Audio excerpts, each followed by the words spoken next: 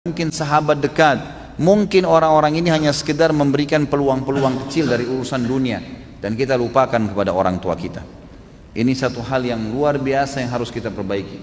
Seorang anak muda di Jeddah sempat tervonis di pengadilan, akan divonis di pengadilan karena banyak indikasi bukti-bukti kalau dia berbuat salah, padahal dia terzalimi. Maka dia menelpon kepada seorang syekh yang saya kebetulan dengar ceramahnya disampaikan tentang kisah ini. Dia bilang, saya pun telepon syekh dan saya berkata, syekh, saya 1 jam lagi nih akan divonis di penjara 10 tahun. Ini luar biasa dan saya tidak punya bukti. Saya harus lakukan apa nih? Kata syekhnya, kamu masih punya orang tua yang hidup gak? Dia bilang, masih ada ibu saya. Kalau ayah saya sudah meninggal. Dia bilang, sekarang kamu mumpung masih ada waktu 1 jam, keluar dari pengadilan itu, dikasih kesempatan keluar, kemudian cari rumah makan yang terbaik yang kamu lewatin, belikan makanan yang terbaik, bawa ke rumah ibumu dan ajak makan siang ibumu. Kata anak muda itu, syekh, saya sedang akan divonis di penjara, mana ada waktu saya duduk makan dengan ibu saya. Dia bilang, coba lakukan, niatkan murni, tulus karena ingin bakti dengan orang tua. Maka anak muda ini pun melakukannya. Setengah jam kemudian kata syekhnya, dia telepon saya sambil bersyukur kepada Allah, alhamdulillah syekh, jazakallahu khair, semoga Allah balas anda dengan kebaikan. Saya baru ditelepon oleh pengadilan kalau saya tidak jadi divonis dan ternyata ada orang lain ya yang melaporkan orang yang telah menuduh saya ini dengan kejahatan dan banyak buktinya, ternyata terbongkar semua, dia berdusta. Setengah jam saja. Kata syekhnya, kira-kira menurut kamu apa sebabnya? Dia bilang, syekh, demi Allah, semenjak saya masuk ke rumah ibu saya dan saya bawakan makanan, ibu saya sambil menangis gembira karena saya berikan makanan. Kemudian dia bilang, mendoakan saya, nak, semoga urusanmu mudah. Padahal ibu saya nggak tahu masalah saya.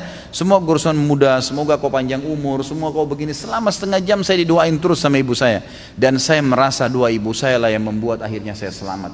Kata syekhnya, begitulah orang berbakti dengan orang tua. Jangan disia-siakan teman-teman sekalian. Antum ini di Jakarta banyak perantau.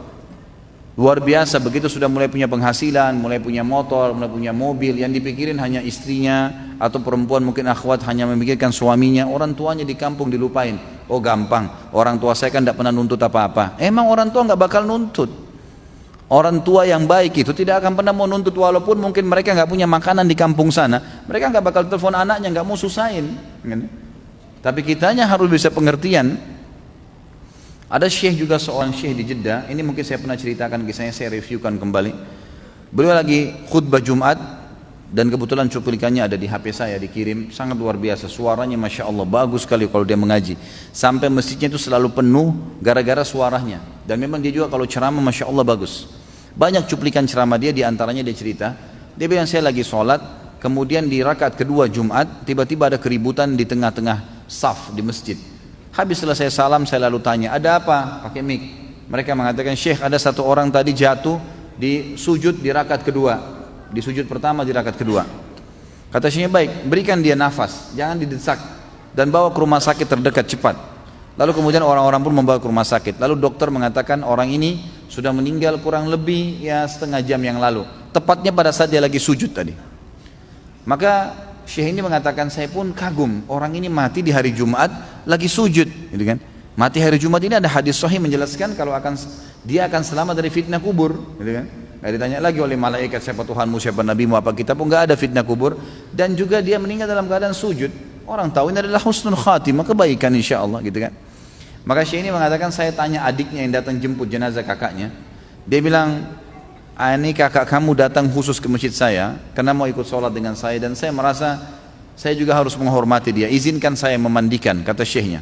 Kata adiknya, silahkan, nah, karena ini laki-laki, maka dikatakan silahkan. Maka syekhnya pun memandikan. Kata syekhnya, di malam azza, di malam takziah pertama, saya lalu mengatakan, saya ingin tanya, setelah menyambut tamu segala yang datang, dia tanya sama adiknya, apa sih perbuatan kakak kamu ini sampai Allah tutup dengan kebaikan seperti ini?